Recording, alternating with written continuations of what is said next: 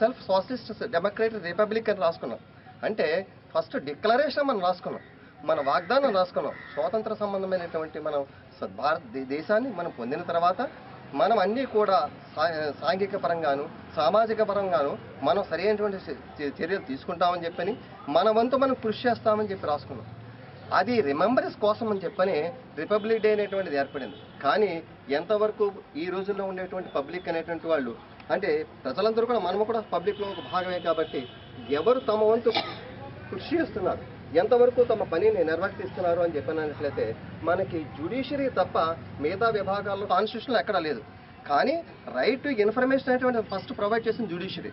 ఏం చేద్దంటే copy application మనం వేస్తున్నాము అంటే కాపీ మనం వెంటనే పార్టీకి ఇస్తున్నాం. ఒక జడ్జిమెంట్ కాపీ అనేటువంటి క్రిమినల్లో ఉందంటే అదర్ సైడ్ అనేటువంటిది ప్రొవైడ్ చేస్తుంది. ప్రతిదీ కూడా క్రిస్టల్ క్లియర్గా మన జ్యుడిషియరీ మాత్రమే ఉన్నది. అంచేత ఇది సందర్భం